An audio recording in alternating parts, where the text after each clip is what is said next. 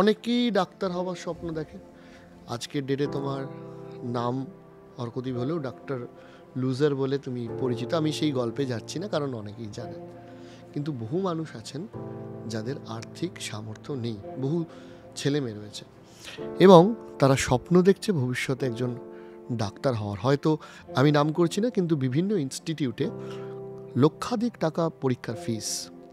তোমাদের কাছে একটা সলিউশন রয়েছে, বা যারা স্বপ্ন দেখছে আর্থিক যে দুর্বলতা সেটাকে কাটিয়ে এই ডাক্তারি বলো বা ইঞ্জিনিয়ারিং বলো বা অন্য যে কোনো প্রফেশনাল লাইনে পড়াশোনার সময় সে কী কী ভাবতে পারে আর তার কাছে কী কী স্কোপ রয়েছে।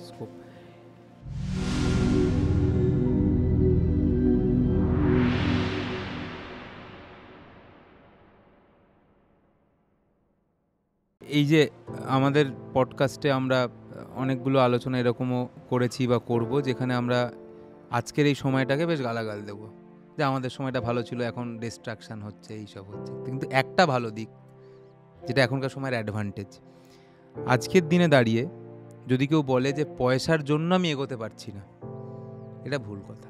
তার মানে সে চাইছে না। আজকের দিনে পয়সাটা এগোনোর জন্য খুব মিনিমাম ফ্যাক্টর, তার আগে আরও অনেক কিছু। মানে আজকের দিনে যদি কেউ চায় যে আমি এগোবো, আমি পড়াশুনো করব, আমি শিখব, তার জন্য তার যে মিনিমাম পয়সাটা লাগে সেই পয়সাটা অ্যারেঞ্জ হয়ে যায়। মানে যদি তার নাও থাকে, তার ইচ্ছা দেখে কেউ না কেউ তাকে সেই মিনিমামটুকু হেল্প করে দেবে। আমার ক্ষেত্রে তুমি যেটা বললে যে আমি কখনোই এই মানে আর্থিক পিছিয়ে পড়া এরকমভাবে ভাবিনি। আমি পড়িয়েছি, আমি শুধু দেখে নিয়েছি যে আমাদের টিমে যারা পড়াচ্ছে তাদেরকে মানে তাদেরকে একটা তো পারিশ্রমিক দিতে হবে, সেটা দিয়ে মিনিমাম কত। কারণ আমি যেহেতু একজন প্রফেশনাল ডাক্তার, আমার এটা নিয়ে খুব মানে আমার হতে পারে, মানে এটা আমি খারাপ বলছি না, কিন্তু যেরকম ধরো অনেকের প্ল্যান থাকে যে আমি একদম একটা বড় একটা স্টার্ট আপ থেকে একটা বড় ইনভেস্টমেন্ট এনে একটা বড় 1 বিলিয়ন এই ভ্যালুয়েশনের কোম্পানি, আমার এরকম কোনো প্ল্যান নেই, কোনো দিন ছিল না। তো সেই জন্য আমি শুধু আমার মিনিমাম এটা দেখে আমি ওই ফিসটা রেখেছি। তাতে আমার মনে হয়েছে যে এটাতে যেরকম একটা হচ্ছে যে কিছু লোকের এমপ্লয়মেন্ট হলো, এটা একটা দিক। আমার পড়ানোটা প্যাশন, আমিও সেটাকে এক্সিকিউট করতে পারলাম, প্লাস ছাত্রছাত্রীদেরও সুবিধা হলো, কারণ তাদেরকেও বেশি পয়সা লাগলো না। তো এই সব মিলিয়ে এই জিনিসটা শুরু করা, মানে এটা শুধুমাত্র যে আর্থিকভাবে পিছিয়ে পড়ার কথা ভেবে শুরু করা তা নয়, এটাতে অনেকগুলো দিক আছে, সেটার জন্য এটা শুরু করা। আমিও পড়াতে পারছি, অনেকের এমপ্লয়মেন্টও হচ্ছে, যারা ভালো টিচার যারা পড়াতে চাইছিল তারাও পারছে, এবং যেহেতু খুব কম ফিস, বছরে 4-4.5 হাজার টাকার মধ্যে, তাই সব ব্যাকগ্রাউন্ডের মানুষ সবাই এটা অ্যাফোর্ড করে নিতে পারে। এইবার তুমি যেটা বললে যে কি করবে কেউ যদি আর্থিকভাবে পিছিয়ে থাকে, আমি বলছি ধরো বাঁকুড়া, মানে আমি কোনো জেলা স্পেসিফিক বলছি না, যেগুলো আর্থিকভাবে পিছিয়ে। কারণ আমি রিসেন্টলি বাঁকুড়া গেছিলাম, সেখানে মূল শহর থেকে একটু 20-20 কিলোমিটার 30 কিলোমিটার দূরেও যারা আছে তারা আমাদের মতো এই ফেসিলিটিসগুলো পায় না। সামনে হসপিটাল, এই নামি দামি ইংলিশ মিডিয়াম কিংবা ভালো স্কুল, ভালো টিচার, কোচিং ইনস্টিটিউট ইত্যাদি পায় না, তাদের ক্ষেত্রে বলছি। এটাই হচ্ছে এখনকার অ্যাডভান্টেজ। কেউ যদি চায় যে আমি শিখবো, আমি জানবো, আমি এক চান্সে ডাক্তার হব, ইঞ্জিনিয়ার হব, IAS হব, শুধু ইন্টারনেট কানেকশনটা লাগে। আজকের দিনে ইউটিউবে সব কিছু ফ্রিতে পাওয়া যায়।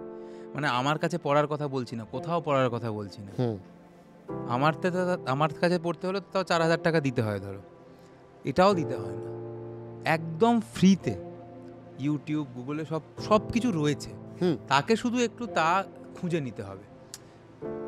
কোনো একটা ইনস্টিটিউটে জয়েন করলো, সেটা যেখানেই করুক না কেন, সেখানে একটা সে অর্গানাইজড ব্যাপারটা পাবে, যে তাকে মুখের সামনে তুলে দেওয়া হবে, তোমার পয়সা আছে, পয়সা দিয়েছো, আমি তোমাকে ইনফরমেশনগুলো জোগাড় করে একটা জোগাড় করে তার মুখের সামনে ধরলাম।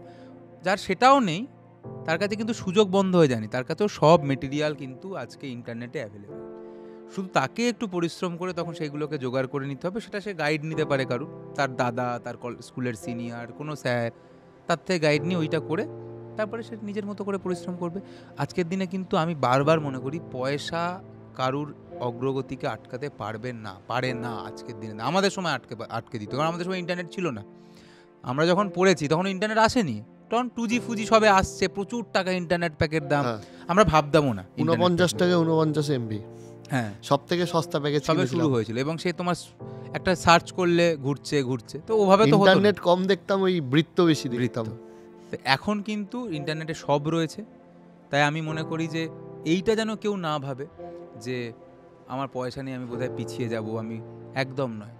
তোমার কাছেও যা মেটেরিয়াল আছে, যে আজকে একদম খুব ইকোনমিক্যালি একটা ভালো জায়গায় যে ছেলেটা বসে আছে, তার কাছেও সেই মেটেরিয়ালই আছে। মানে তুমি কনফিডেন্স দিচ্ছ তাদেরকে যে ভাই আলটিমেটলি সবটাই ইনফরমেশনের খেলা। একদম।